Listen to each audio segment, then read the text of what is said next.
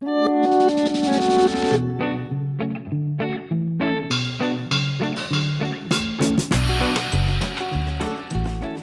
and welcome to The Ways of YA, a podcast focused on young adult literacy, brought to you by the Ocean County Library's Teen Literacy Work Group.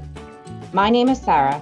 I'm the branch manager of Waretown, and joining me today we have... I'm Courtney. I'm the teen librarian at the Stafford branch. And I'm Colleen. I'm the teen librarian at the Lacey branch. In today's episode, we will be discussing science fiction. Science fiction is a story that takes place in an imagined future society changed by drastic influences such as technological advances, major social change, or environmental disaster. Last decade, there was a boom of popular YA science fiction stories such as Hunger Games, Divergent, and Maze Runner. Let's talk about how the genre has evolved and where it is today. So what is a recent trend that you guys have been seeing in science fiction? And are you a fan of it or no? One of the books that I read recently is a perfect example of one of the big trends lately, which is the kind of eco-apocalypse science fiction. Some sort of ecological disaster comes about and ends the world, essentially. But this book I read recently, it's called The Ones We're Meant to Find by Joan He. It's just a beautiful story. It's like a really intensely atmospheric story, told an alternating point of view between two sisters. The one sister woke up alone on an abandoned island. It's been 3 years. She can't remember much of what happened, but she knows that she has a sister somewhere out there in the world, and she needs to figure out how to find her sister. Then the other point of view is Casey. Her sister Celia has been missing for 3 months, and everyone's pretty much given up on any hope of finding her, especially since she took steps before she left to make sure that she couldn't be found. But she decides to retrace the last couple weeks of her sister's presumed, life when she was there to try and figure out what happened. All of this is set on a backdrop of a world that is suffering and maybe on the verge of dying due to ecological collapse. Casey and Celia are members of a privileged part of society, and it is set up in such a way so that they're living in these cities up above the world, and they do a lot of their day-to-day tasks in virtual reality to try and reduce their carbon footprint, more or less, to try and extend the lifespan on the environment. And so it's got this mystery and this exploration of the social differences between the people who are privileged enough to live in these sky cities and everyone else who is just on the ground suffering the earthquakes and hurricanes and tornadoes and all of that. It's really, really great. Highly recommend it. Yeah, I actually have 3 books on my list to talk about that are all like disaster, like post-apocalyptic ecological things. So the first one is Dry by Neil Shusterman. And if you guys don't know, Neil Shusterman is a perennial favorite in YA. He's amazing. He always does a lot of crazy different dystopian books. So this one is called Dry, and it's about a drought that is just expanding and expanding and expanding until there's severe ordinances against water, and you have to get in line to get water. It's like it's like almost like a gas crisis, but it's like for water, which is even worse. It only is like over the course of a week or so, I think. So it's about this girl and her brother, and their parents go out to get their allotment of water or whatever, and they don't come back, and everything goes to crap. There's rioting, there's looting, there's murder, and it's only over the course of a couple days. It's so realistic of what might happen if you were abandoned and your parents went out and you had to try to live on your own with your sibling and try to fight for water just to live. And neighbors are against neighbors. There's people that had set up shelters that are turning away it's just it's so wild that it happens so quickly. It's really, really scary. And then the ending is strange because everything turns out kind of okay in the end. We get an influx of water. It starts raining or something. I forget what exactly it is that happened. And then it's it never happened. And I feel like that's so, it's like a commentary on society. These things happen and we talk about them for a week. It's oh, did you hear this is going on? And then it gets dropped. It's we were talking about the Ukraine war so much. And then in a couple of months, we're probably not going to be talking about it as much. It's it never happened. And that happens with social events. It happens with celebrity gossip. Like one thing is the big thing for that week, and then you never hear about these people again. It's just our time spans to think about different things is so quickly. Absolutely. And what I think is also very telling is how you said it broke down, because I think that we have seen that, especially now that we've all been exposed to how things worked with COVID and everything like that, just how quickly the public zeitgeist can change, essentially. And speaking of that, another thing that I think that we're going to start seeing more of, and we already have seen a couple bit more of, another common motif is disease, pandemics, and things like that in science fiction. I think the only book I've read recently that mentioned that was Any Sign of Life by Ray Carson, which is kind of like a science fiction / horror book that had an alien disease, and it wasn't a post-COVID world. The main character was reminisced about COVID happening when she was a child and how this disease was different and things like that. So that was very interesting to see that fear coming alive once more. Environmental changes, diseases. Is there any other motifs that you guys have noticed in your stories?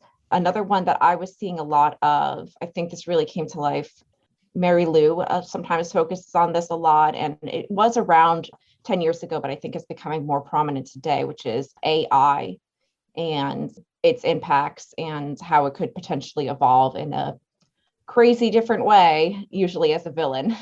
But sometimes not. Like you mentioned Neil Schusterman, and I know that in his story, the AI really is not a villain at all. I feel like AI I haven't seen as much recently, or it's maybe that I'm just not noticing it as much, because part of this question that is a little bit difficult is, are you a fan of these subgenres within the genre? And it's hard to answer because I feel like it's compelling to read about this, but it also seems too possible. It all seems a little bit too realistic, and it's kind of scary in a real world way to think about climate disaster that makes society as we know it not function. Or I haven't read Dry, but like that idea, like these kids whose parents go out and then don't come back, and how dire of a situation that would be instantly. It's a little bit intense sometimes. I actually feel like reading about AI gone a little bit wrong feels further enough away that it's a little bit more fun. It's less intense than some of the other stuff. Yeah, that's exactly why I have a hard time watching Black Mirror, because some of it is so real. And I'm like, oh God, it's like I have to watch one episode at a time. And sometimes I'm reading, like, because I love science fiction, obviously, that's why I'm here. And I love post-apocalyptic novels, but sometimes it's too much. And I find myself in a really sad, depressed state. I'm like, oh God, should I read something happier now? Yeah, that actually reminds me, and I'm just going to jump ahead a little bit, but we were talking about this, and I think we should flow with it, because when we talk about science fiction, all genres do, but I think that science fiction always does this in the way that it always embodies the fears that the society has at the time. So, we're talking about how we're seeing that pop up with the climate change, and we're talking about how we're seeing that come up in Black Mirror, and it all feels too real. So what are some of the messages hidden in our recent books? We talked about environmentalism, we talked about the disease, but maybe there's some other ones. What is the message in those environmental books? What are they trying to tell us? What are the warnings that we're hearing in the most recent publications? So I just read the book. It's called The Electric Kingdom, and it was about a deadly flu fly. It wipes out most of the population. It's almost like The Stand, where these people are being drawn together after they're like the only survivors in some of their towns. And I think the message there is just that you have to still find connection in your society. You have to still find other people that you could grow with. And they do come across, because if something wipes us all out equally, there's still going to be the horrible people living in society. It's not just a bunch of wonderful humans that want to repurpose the earth. Sometimes people are still out there taking advantage of the situation. The Electric Kingdom was so good, and it's so hard to describe because you think it's just this one thing about, an avian flu or whatever, but there's also some psychic stuff going on there. There's like time travel. I don't want to give away the ending because it's phenomenal, but it just is about really trying to rebuild society and coming together and working together amongst your differences. And that's what a lot of books are about.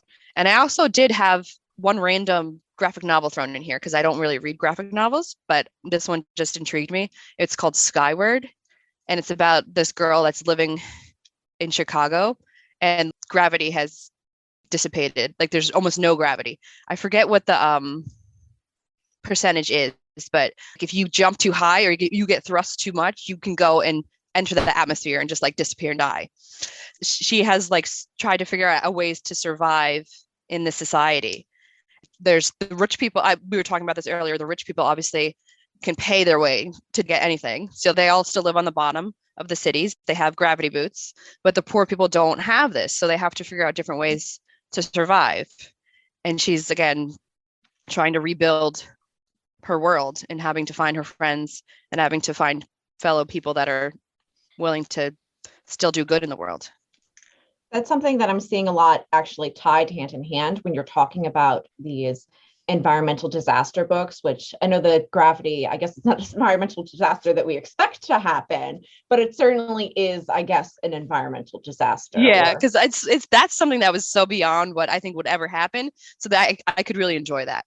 I don't know how we could ever, we either have gravity or we don't. I feel like I don't know what could happen that it's only a certain, I forget even what the catalyst was. It might have been like some sort of wacky science experiment, but I don't remember.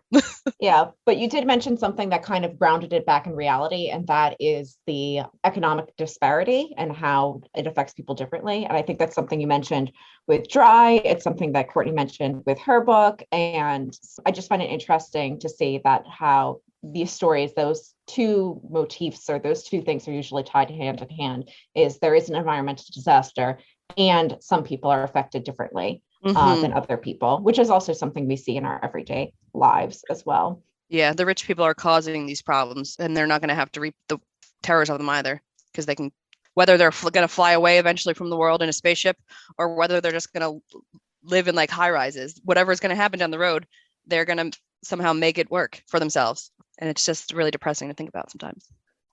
One of the places where I feel like the intersection of science fiction and YA stuff really shines is this idea of, it's similar to the there's the social inequality, the income inequality, but teens are also especially kind of positioned to where they don't have a lot of social power yet. So you can end up in, I don't want to give too much away of Sean David Hutchinson, A Complicated Love Story Set in Space.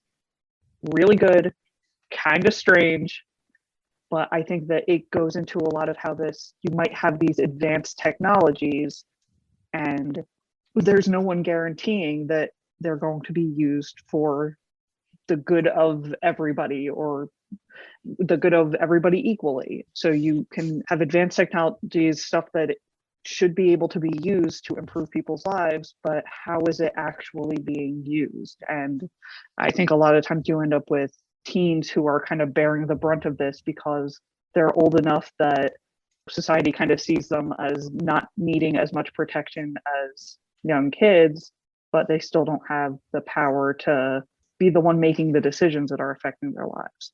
Which all of that was super vague, but I really don't want to give away anything about A Complicated Love Story Set in Space. What else has he written? Because I know that name, but I can't think of. Oh gosh, I'm gonna have to look it up because I cannot think of it off the top of my head. What did you write?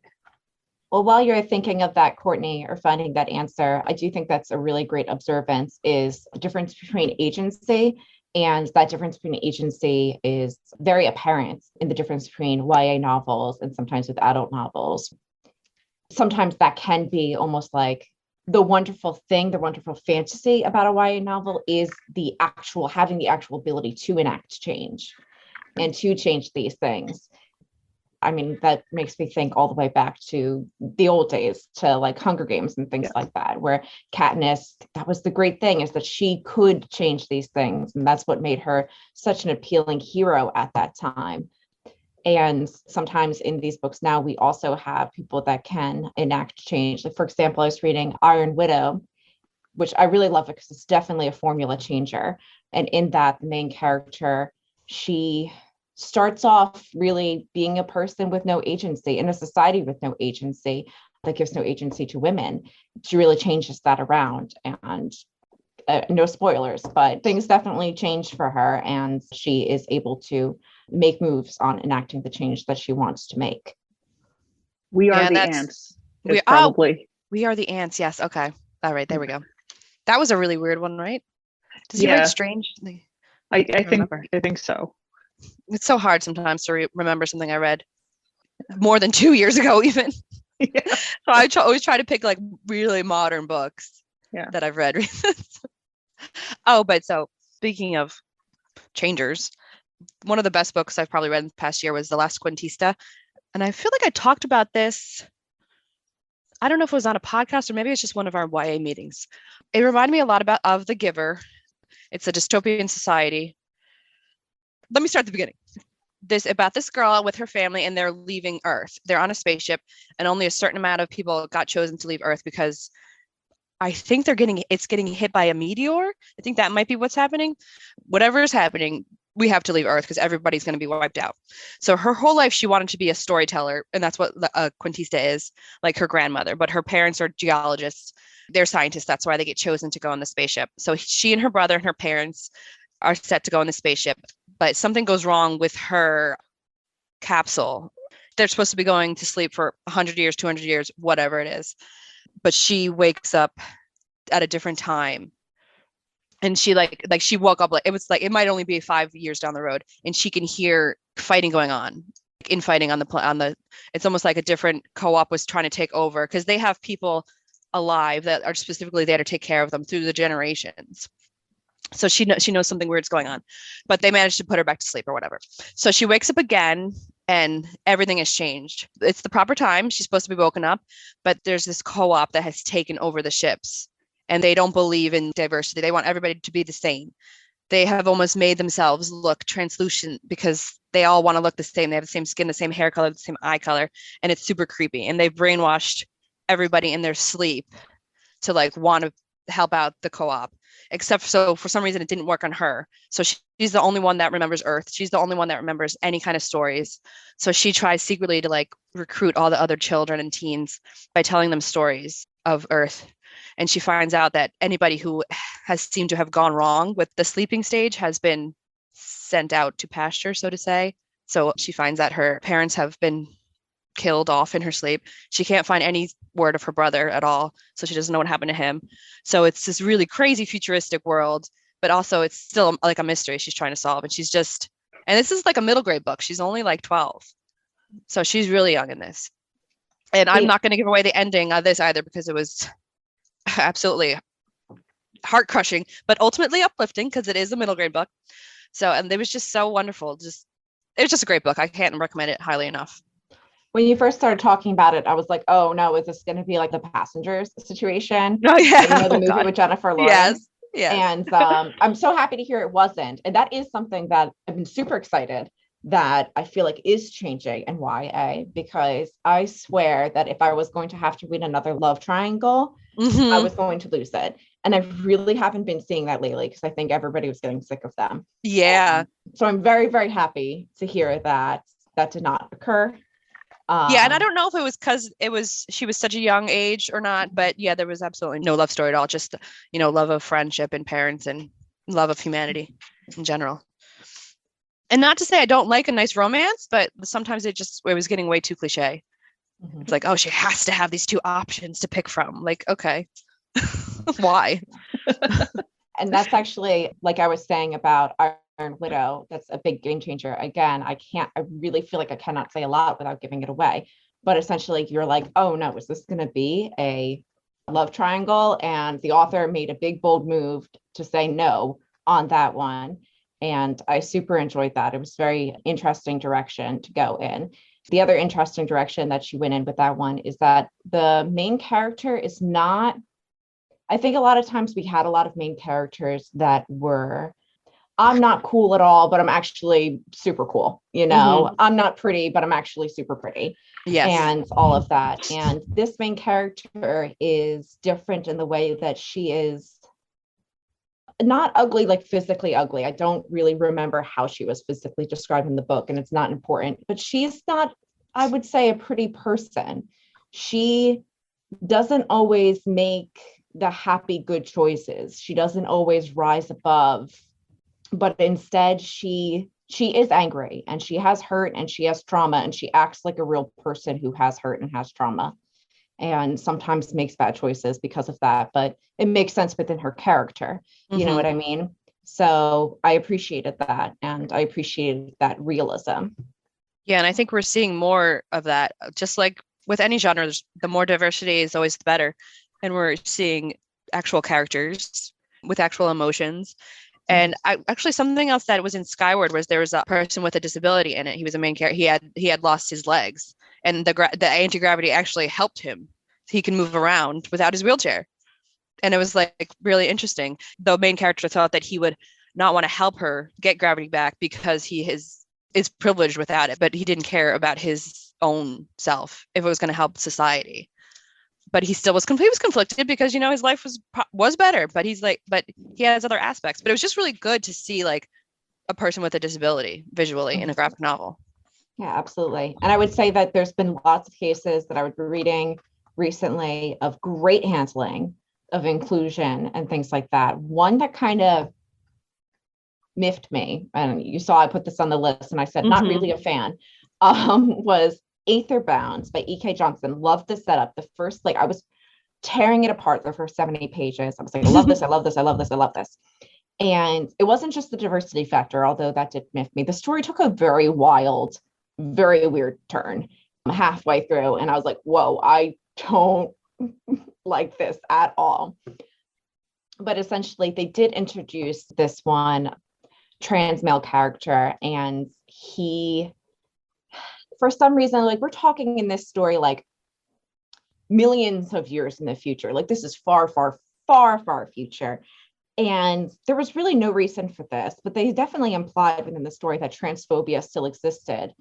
And if there's no plot purpose for it, then why make a world where transphobia still exists? Yeah, I just can't believe that's really unfathomable that there's, because we're used to like the Star Trek where everybody's so happy and like it's great. There's no any kind of bigotry at all. And just for her to for them to be like, oh, it still exists. Like, really? In millions of years? Yeah, I would find that odd as well. Yes, I would understand absolutely. Like I said, like in Iron Widow, for example, there's sexism. That makes sense because the whole story is based around that. Like, that's the point of the story. But if it's not the point of the story, why have bad stuff still? That's the first thing I would write out. Oh, man. Yeah, I feel like usually, or a lot of times in science fiction, you'll get other things that it's still relatable to, like we were talking about, the anxieties and the problems in our society today, but it's not just that transposed kind of, and I haven't read the book, so I mean, just going off what you're saying, it sounds like it kind of sticks out, like almost like you've got the representation, which is great, but then you've also got the kind of like jab of like, and still not really quite accepted. Yes, that was a rough pill for me to swallow. I was like, I just can't, like, this really just threw me out of the book. So, but that being said, like, obviously these things, people will have these problems and they still exist. And I think it's fine to discuss them, especially when they're part of the story. Right. Or even a lot of sci-fi doesn't happen too far in the future. Like Any Sign of Life, that book happens 10 years in the future. So a lot of the social problems that they deal with in that book are the same ones that we have today. And that's very realistic. Yeah. Can I like that hard left turn? Yeah. I'm sorry. You can you should finish what you were saying. Oh no, I forget already.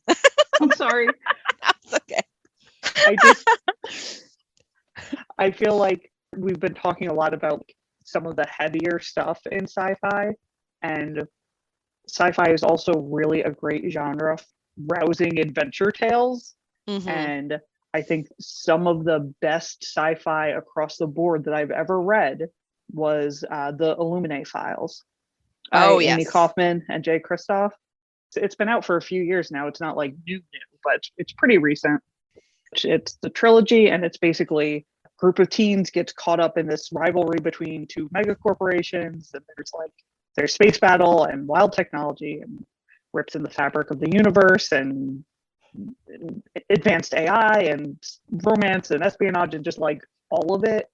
And the setup of the book, there's the normal narrative and then interview transcripts and what's supposed to be like email messages or like instant messages.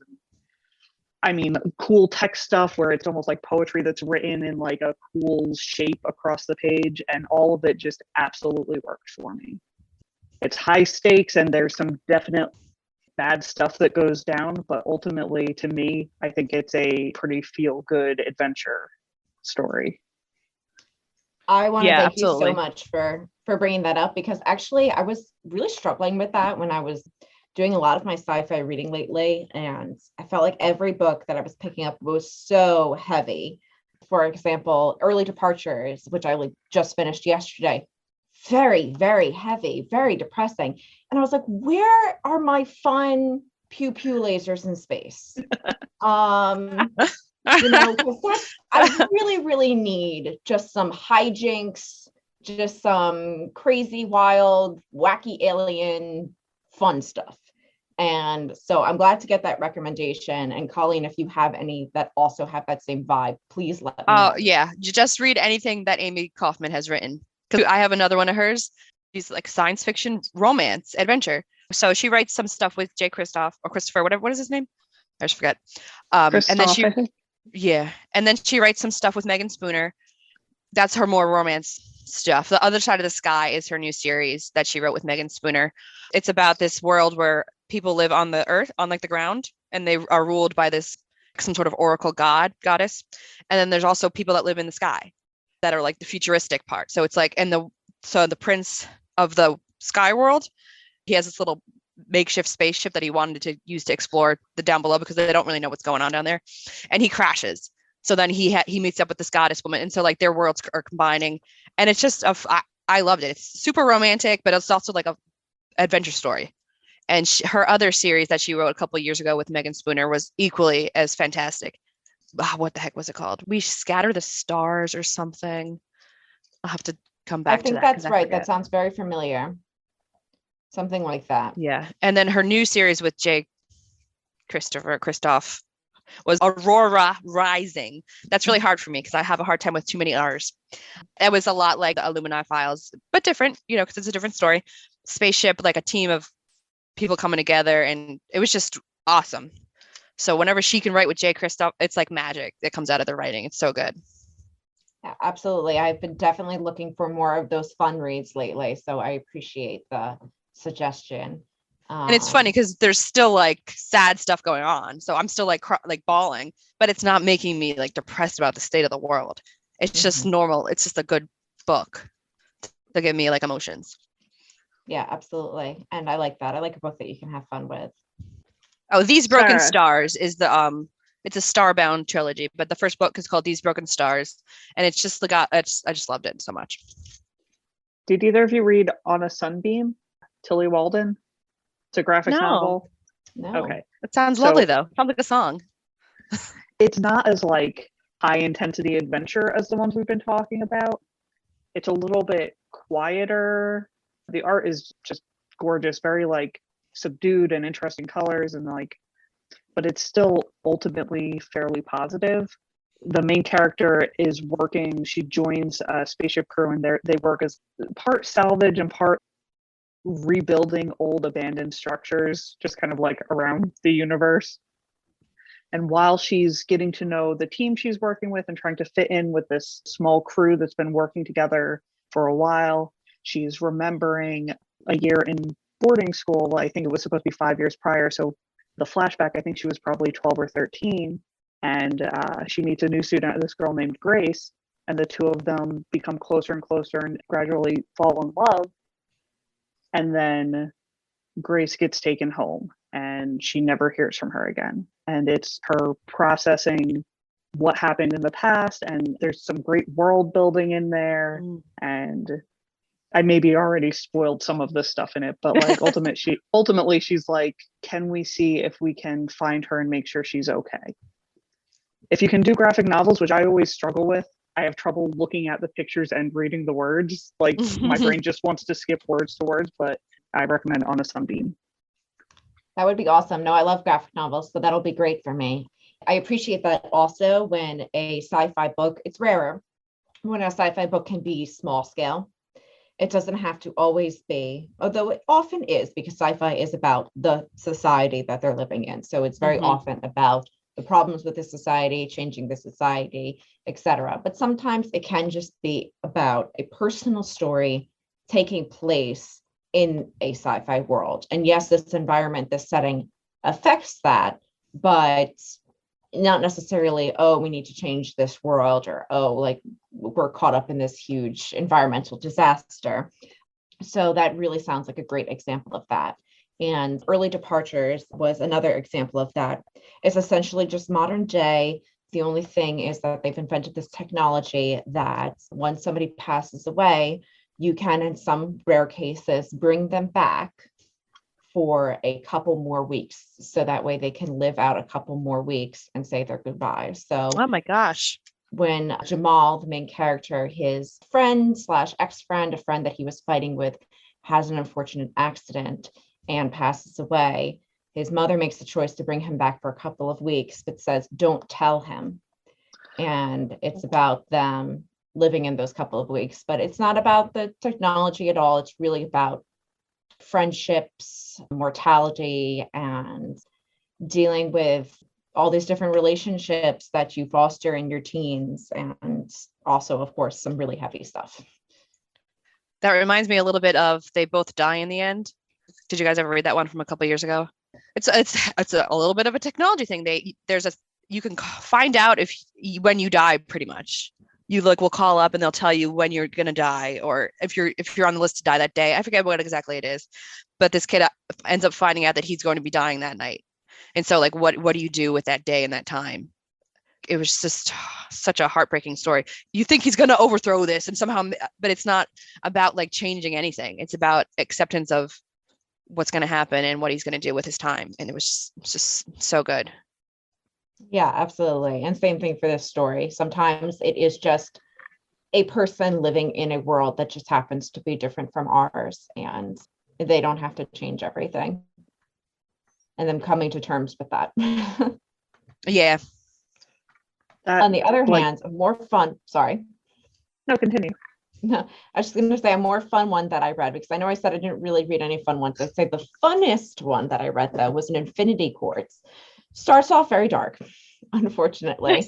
Our main character, she passes away and she goes to the afterlife to find out that the afterlife has been taken over by Ophelia. And Ophelia is basically their AI that, for copyright reasons, will remain nameless, that you talk to on your phone.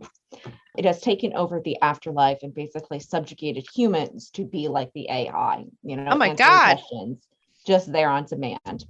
But because of that, the afterlife is made of human consciousness, so you can morph things in the environment around you as well. So it has very much like a cool science fiction factor, but also a very cool fantasy factor with essentially magic, just science fiction magic. It's about her, and she joins up with this rebellion of people, and they're going to try their best to overthrow this Ophelia. But she is, what I find is funny, because it's very relatable to me, she is one of those people that is polite to the robots in their lives. And I don't know about you, but I always try to say my pleases and thank yous. And because of that, she's like, well, maybe they do have feelings, and maybe you should be nicer to them. So it's about that conversation a little bit as well. It happened to me yesterday. I thanked my certain device for giving good information, but then some days I yell at him, her, whatever, it. I'm like, what are you doing? Why? Stop! Quiet! Because sometimes it'll just start saying something when we didn't ask it a question. Like, what are you doing? So I do try to be nice occasionally because I've yelled at it so much. Yeah, so that was a kind of terrifying question. What if you go to the afterlife and what's taking care of you is, that device that lives in your house? That definitely sounds like a Black Mirror episode. So when we're talking about these closer in character study sci-fi things, which is one of the things that I love sci-fi for. I feel like it's some of the best that's out there. Is you have this wild science fiction setting, but the real meat of it, the real good stuff, is the characters. And I feel like that's one of the places, like a lot of sci-fi, I feel like YA sci-fi, adult sci-fi, it could be, you read across the age range on it, right? Like there's a lot of good adult sci-fi that I would not hesitate to recommend to a teen who was interested in it. But when you get into this part where it's going in on the characters like that, I feel like there's just such a difference between what is going to resonate with a teen and what will resonate for me as an adult. Like, Sarah, when you were talking about Early Departures, that book, it's for teens, so it's focused on these relationships, this friendship and everything. But even hearing about it, all I can think about it is as an adult, as a parent, how do you make that decision? Like it's a whole different story. There were a couple of adult sci-fi that I had read that I thought I could maybe recommend this to a teen. And I guess a lot of it is it not going into deep character stuff. Like Andy Weir, however you pronounce his name, the guy who wrote The Martian. Yeah. His recent one, Project Hail Mary, it's not a teen book, but it's kind of like a fun sci-fi adventure. And there's, any reason I don't think that it would appeal to a teen who was interested in reading sci-fi. I am so happy you said that because I have an adult sci-fi series that is super short, super easy to read. I love it. And I do think that teens would enjoy it too. And this is actually what I was talking about that I wanted, which is Pew Pew Laser in Space Wacky Hijinks, which is the Murderbot series. Yes. Yes. Oh, I don't know and it's just so much fun. And I think the main character can be relatable to a teen. I think the main character can be relatable to an adult. Essentially, it's a person with social anxiety. So, super relatable. Great. Yeah. So, if you know what it's like to have social anxiety, then you'll vibe with the Murderbot. And if you know what it's like to want to be left alone to watch your favorite Netflix shows, then you'll vibe with the Murderbot. But despite that, obviously, they have to deal with challenges in life. So it's definitely a lot of fun. And I think that that's one of them, that the problem that the main character is dealing with, trying to move across the ages. On the other hand, there are definitely stories, though, that can be a little bit, like you said, more one way or the other. You mentioned the Early Departures. You would just be seeing yourself in the shoes of a parent. Like myself, I've definitely read some adult science fiction books that spend too much time on like the society, the intricacies of society, the science, and they're clearly meant to be more like political pieces than character deep dives. And because they don't have that like relatable root there, and they're more about the society, I think I really wouldn't recommend that to a teen, because the type of story that they are is just like there's no like relatable factor, especially if you're not deeply involved in this political statement or whatever the book is trying to make. Yeah, that's definitely what I look for in my books, is the characters. It could be the worst written book in the world, but if I'm invested in those characters, I will still read it. Like no matter what, I'm like, oh, what's happening here? It's just like when I was younger, when I would watch soap operas. Like they were like the worst garbage TV shows, but I needed to know what was happening that day. What happened with Jane and Michael? Like I had to find out. So yeah, for me, and I think for a lot of teens, a lot of people, it's really about characters. Absolutely.